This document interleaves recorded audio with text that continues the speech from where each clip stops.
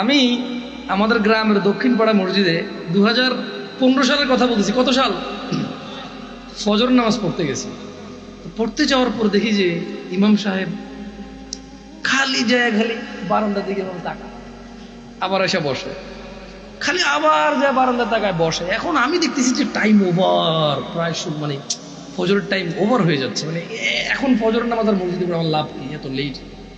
কিন্তু ওনার দোষ নাই, উনি মুরব্বী মানুষ তো, ওনার একটা বুঝ আছে হয়তো।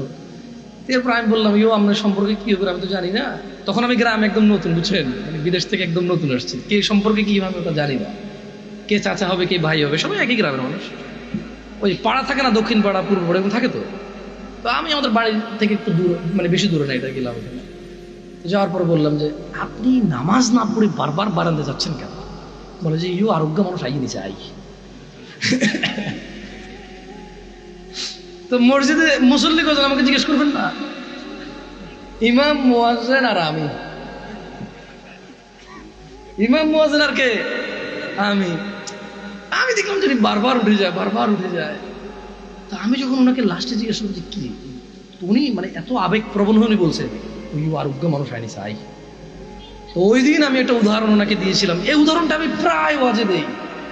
আমি বলি, যারা মনে করে ঘুমের কারণে ফজর পড়তে পারে না মানুষ, তাহলে জোহরে মানুষ কোথায়? কেউ ঘুমায় না তখন। যারা বলে কাজের ব্যস্ততায় জোহরে মানুষ নামাজ পড়ে না, আমি বলবো মাগরিব আর ঈশায় কারো কাজ থাকে না, অফিসিয়াল সমস্ত ডিউটি 5টা বাজে শেষ, ঈশার নামাজের মানুষ কোথায়?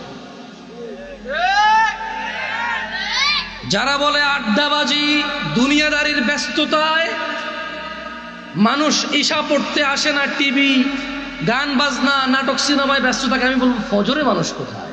তখন তো টিভি চলে না কোথাও, পৃথিবীর কোথাও কোনো ডিউটির টাইম নাই ফজরে। চৌকিদার ছাড়া, কে ছাড়া? চৌকিদারি ছাড়া আর কিছু মানুষ রাস্তাঘাটে সিএনজি অটো চালায়, ট্রেন আসবে, বাস আসবে, মানুষকে ট্রান্সফার করবে, ওই লোকগুলো ছাড়া তেমন কারো কোনো কাজকর্ম নাই। তাহলে ফজরে মানুষ কোথায়?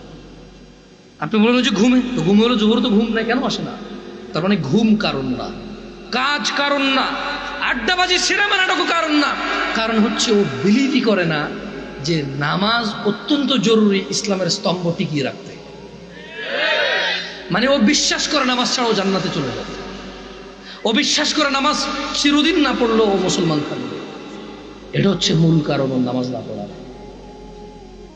মুস্তাফা সাল্লাল্লাহু আলাইহি ওয়াসাল্লাম আসলে ও আমাকে বলছে যে গত বছর নামাজ নিয়ে কথা বলছেন, এবছর বলিয়েন না, আমি আবার ঘুরে ফিরে ওইদিকে চলে যাই, কিছু করার নাই ভাই আমার।